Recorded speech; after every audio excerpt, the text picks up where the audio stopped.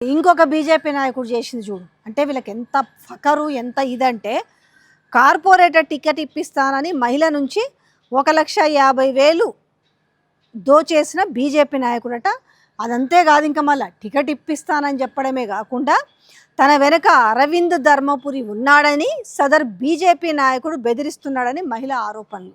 నిజామాబాద్ పట్టణంలోని 419వ division corporator అభ్యర్థిగా పోటీ చేసేందుకు సిద్ధమైన గీత అనే మహిళకు టికెట్ ఇస్తానని చెప్పి 1,50,000 వసూలు చేసిన బీజేపీ నాయకుడు బుస్సాపూర్ శంకర్ టికెట్ వేరే వాళ్ళకి ఇచ్చేసరికి తన డబ్బులు తనకి ఇవ్వాలని నిలదీసిన మహిళ, డబ్బులు తిరిగి అడిగితే నా వెనుక బీజేపీ ఎంపీ ధర్మపురి అరవింద్, స్థానిక ఎమ్మెల్యే ధన్సాల్ సూర్యనారాయణ గుప్తా ఉన్నారని బెదిరింపులకు దిగిన శంకర్.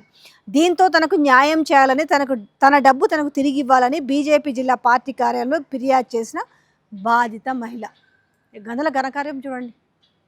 మీదికెళ్ళి నా వెనక వాడున్నాడు వీడున్నాడని చెప్పేసి మళ్ళీ బెదిరింపులు. ఆ మహిళ ఏం చేస్తుంది? ఒరే నాయన, నాకు ఎట్లాగూ కార్పొరేటర్ టికెట్ ఇప్పియలే కదా, సో కనీసంగా నా డబ్బులు నాకు ఇవ్వండి అంటే తిరిగి మళ్ళీ ఉల్టా బెదిరింపులు. మీదికెళ్ళేమనంటే బడా నాయకులందరూ కూడా నా చేతుల్లో ఉన్నారని చెప్పేసి. సో ఈ రకంగా జరుగుతున్న వైనం కనిపిస్తుంది రాష్ట్రంలో.